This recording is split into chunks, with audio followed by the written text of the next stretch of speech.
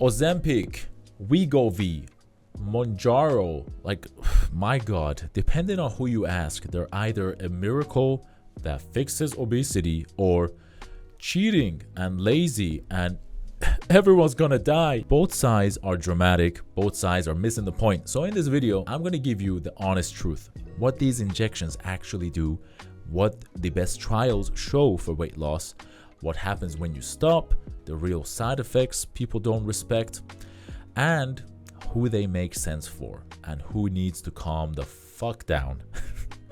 What these drugs actually are. First, quick clarity.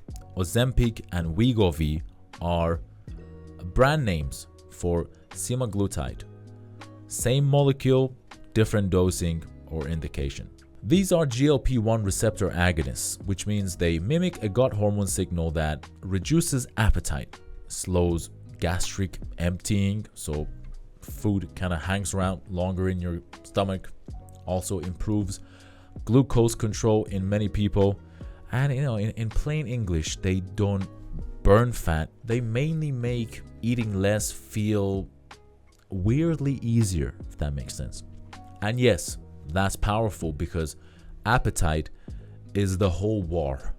That's the whole battle that we have to deal with every day. People think that fat loss is a motivation problem. A lot of time it's an appetite problem. Like, you can't control your appetite, so you end up eating because you feel hungry even though you're not hungry, and chronically and over time it's going to cause you to gain a lot of fat.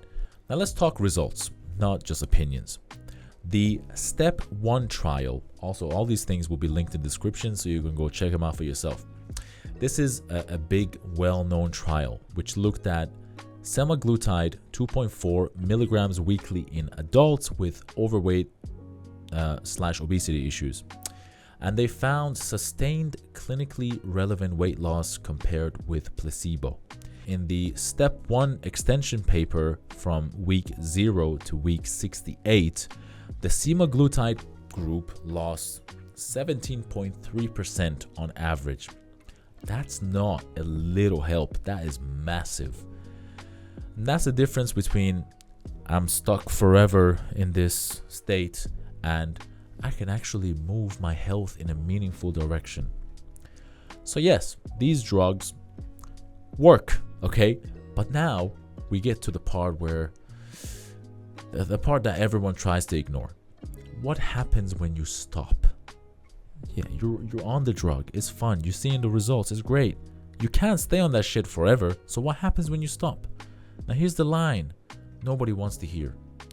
If you stop the drug and you haven't built a plan underneath it, your appetite often comes back. So the step 1 extension found that after stopping treatment, participants regained a lot of that lost weight. The semaglutide group regained 11.6 percentage points by week 120, and the net loss from baseline ended up around 5.6%. What does that mean? Many people regained about 2/3 of what they lost after stopping. So if you treat these meds like a 12-week shred program, you're playing yourself. Don't play yourself. These meds are closer to blood pressure tablets than fat burner supplements. They're often a long-term tool. The thing is, man, people, especially in today's time, they want a drug to fix a lifestyle they plan to keep the same. This math is not mathing. You want a drug to fix a lifestyle that you don't want to change. Make that make sense. Like when I had acne, I wanted to get rid of acne.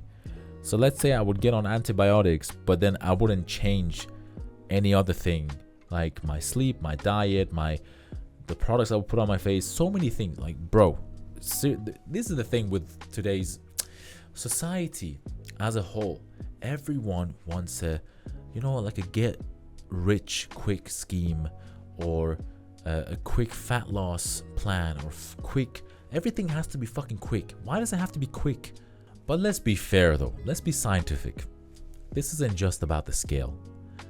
The select trial looked at semaglutide 2.4 milligrams in people with overweight/obesity issues and existing cardiovascular disease without diabetes.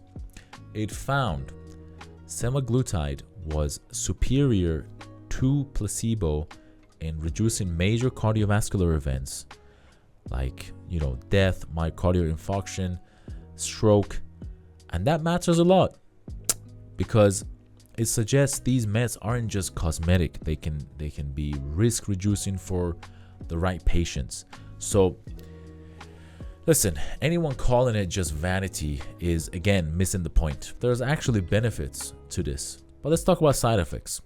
The ones people respect and the ones they don't. Most people know about nausea, vomiting, constipation, but the real issue is people don't respect the fact that these drugs alter your GI function. There was a research paper that showed and raised concerns about increased risk of serious GI adverse events like pancreatitis, bowel obstruction, and gastroparesis in some observational comparisons. A BMJ news piece also covered reports linking GLP-1 receptor agonists used with weight loss with increased risk of pancreatitis, gastroparesis, and bowel obstruction. And here's the current UK reality part. The MHRA recently warned about a small risk of severe acute pancreatitis with weight loss injections, urging awareness of symptoms and reporting. Now, this is important. Increased risk doesn't always mean common. Absolute risk can still be low, but if millions use them, rare events become real. Okay? So what should you actually watch out for? People that are interested in this or thinking about getting these things injected. Severe abdominal pain, especially radiating to the back. Persistent vomiting, fever, or feeling acutely unwell. If someone gets those symptoms, that's not a ride it out kind of thing. That's a fucking go to A&E or your emergency medicine doctor immediately. There's also a big myth around this. People say you lose muscle and look worse. This is where fitness people either panic or posture. Rapid weight loss can include lean mass loss unless you lift and keep your protein high. This isn't unique to GLP-1s. It's true of any significant deficit. So if you want to look good and keep your metabolism healthy, strength training is your friend. Strength training is non-negotiable. Protein is non-negotiable. Step count helps keep your NEAT from collapsing. So yeah, if someone takes these meds and eats tiny random meals, never lifts, never hits the protein goals, yeah, they can end up smaller but softer, skinny fat, or skinny. That's not the drug. That's the lack of a plan, lack of strategy, lack of accountability, so many things. So this is the part you've been waiting for. Who this makes sense for? Who can take these drugs? Who can get these injections?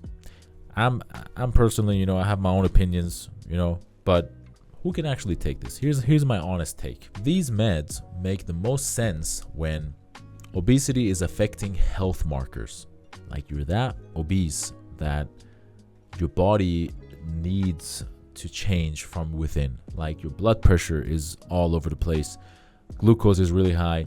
You have risk of sleep apnea, fatty liver, and repeated serious attempts have failed due to appetite drive. Or you're willing to combine it with lifestyle and treat it seriously. It makes less sense when you want a shortcut for a few kilograms. If you're not willing to lift, walk, eat protein, stay active.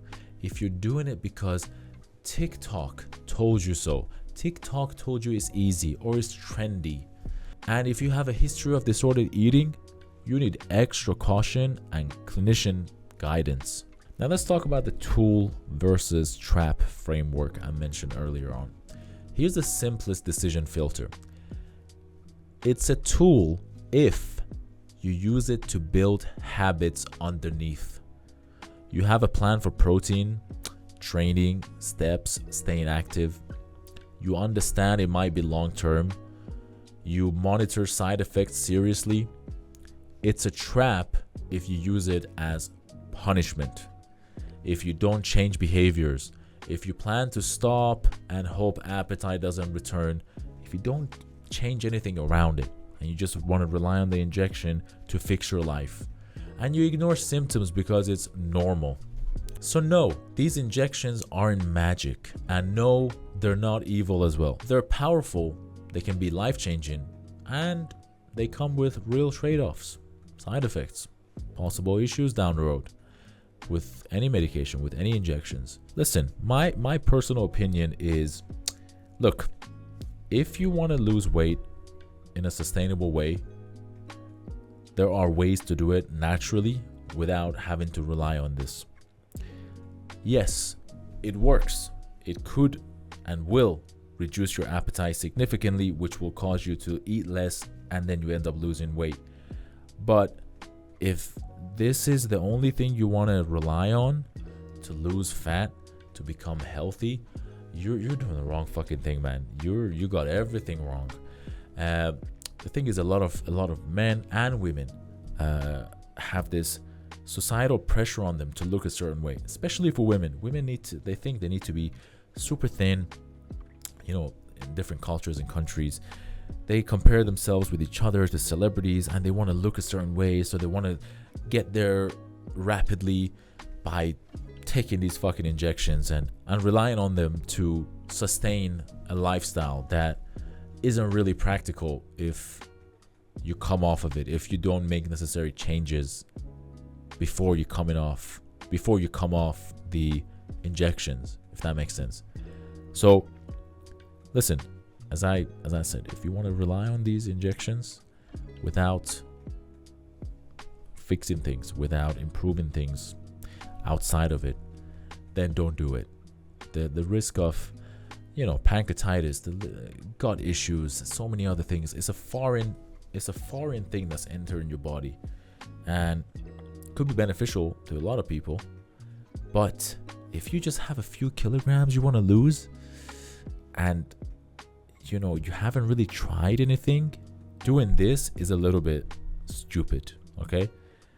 But if you've tried everything, if your appetite is out of control, if you can't keep yourself satiated and suppress your appetite naturally, if you've done everything, then maybe doing a trial run of this could be beneficial to you. But you gotta make sure you tweak things, you adjust things in your life, you introduce habits, get rid of certain habits, and polish things before you come off the drug, so that you don't end up gaining the weight back, because it's going to be a waste of your time, a waste of your money, and you probably end up having some health issues if you don't do it properly. So that's my take on it, guys. Let me know your thoughts down in the comments below. If you have someone that has done it, if you've done it, what's your opinion on this? And if you want more honest, practical breakdowns without hype and without fear mongering, subscribe to the channel, like the video if you like the video. And it helps the videos more than it helps the channel more than it's free, and it pushes the videos out to people that are interested in similar content. In the next video, we're gonna go into blood pressure. We're gonna talk about that, because most people are focusing on salt while ignoring the real drivers associated with blood pressure. Stay tuned for that, and I'll see you in the next one. Peace.